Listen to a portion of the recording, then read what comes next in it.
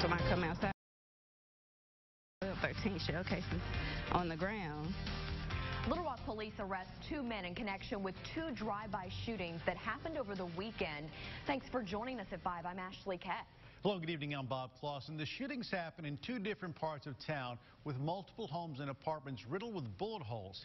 It all came back to one distinct vehicle. KRK4's Kayla Reardon talked to police and a woman whose apartment was hit. Kayla, crazy situation out there. Yeah, Bob and Ashley, it really is. And thankfully, despite the many people affected by those shootings, no one was hurt or killed. But police say they are glad these guys are off the streets. It's unnerving because we never had any issues. Rolanda Foreman says her apartment complex is usually pretty quiet, but the other day she noticed something strange. I seen 2 guys walking down the stairs with I guess it was an AK-47, but I don't know guns. She says they went to a bright blue Subaru parked in front of the apartment building with the weapon. It was a long gun. They had it covered with a towel, and they were just carrying it and put it in the car. And from that point, I was just like, something's just not right about this whole ordeal. Saturday night, a drive-by shooting happened on South Wolf Street. One of the houses was hit 20 to 30 times by gunfire. We did have some witnesses that were outside that saw a small blue car driving down the street with a assault-type rifle sticking out the window.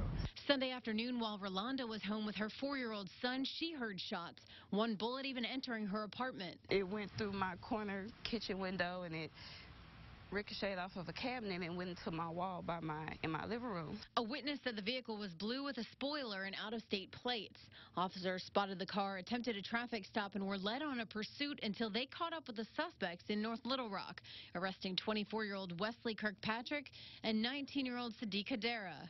Knowing that it was involved in 2 different terroristic acts with shots being fired at houses is why we continued to pursue it until we got it stopped. Rolanda says while her son was excited to hang out with police at the scene, she hopes he isn't scarred by what happened, and she wants people to be more mindful. If y'all are having these vendettas with people, there's other ways to deal with it, especially that don't require blindly shooting at a building and not knowing who's on the other side of the walls.